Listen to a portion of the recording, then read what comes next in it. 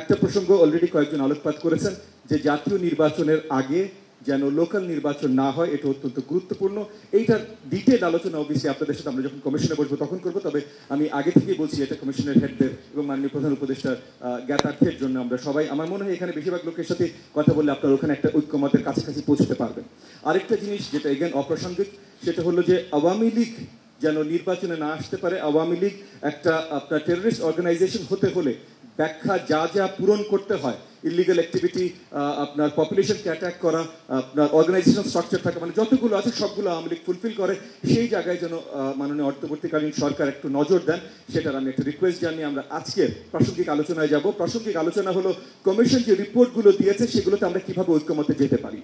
কিভাবে ঐক্যমতে যেতে পারি, আমার দলের পক্ষ থেকে আমাদের ছোট্ট একটা আপনার সাজেশন যে আমরা প্রত্যেকটা কমিশনের যদি আলাদা করে আমরা মিটিং বসতে পারি এবং মিনিমাম ডিনোমিনেটিং যে ফ্যাক্টরগুলো আছে, মানে প্রত্যেকটা যা আপনারা প্রত্যেকটা কমিশন যা রিফর্ম প্রপোজাল আপনারা দিয়েছেন, প্রত্যেকটা প্রপোজালের মিনিমাম ফ্যাক্টরগুলো নিয়ে যদি আমরা প্রত্যেকটা দলের নির্বাচন কোনো প্রতিনিধি একসাথে বসে কমিশনের সাথে আমরা সেটাতে ভোট করতে পারি, মিনিমাম একটা কনসেনসাসে চলে আসলাম।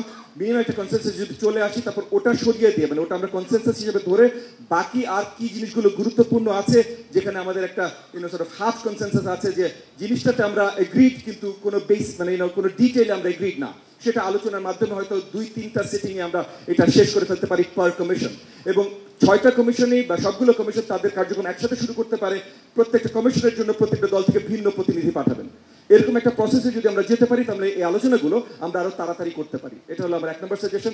2 নম্বর সাজেশন হলো আমরা আপনাদের কাছ থেকেও জানতে চাই যে এইটা পরে ইনঅ্যাক্টমেন্টটা কিভাবে হবে। আমরা আসলাম, কোন কোন রিফর্মে আমরা সবাই ঐক্যমত পোষণ করি, কোন কোন রিফর্ম সবাই আমরা একমত, এটা সাজিয়ে ফেললাম।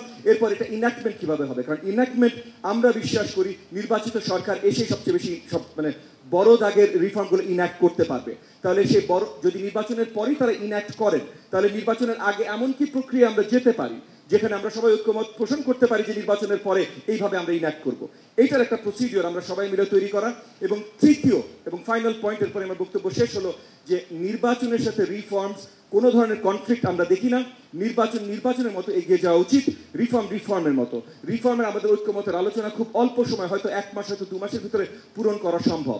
এবং সেই দিকে যদি সেইভাবে যদি আমরা চিন্তা করি তাহলে খুবই অল্প সময়ের ভেতরে, মানে আমি জানি মাননীয় প্রধান উপদেষ্টা একটা টেন্টেটিভ সময় বলেছেন যে ডিসেম্বরেও হতে পারে, কিন্তু মাননীয় প্রধান উপদেষ্টা একবারও পরিষ্কার করেনি এই সময় উনি দেবেন। সেই হিসাবে আমি মাননীয় প্রধান উপদেষ্টার মাধ্যমে একটা আবেদন জানাচ্ছি যে যত শীঘ্রই নির্বাচন হতে পারে, হলে দেশ জাতির জন্য অনেক কল্যাণ নিয়ে আসবে।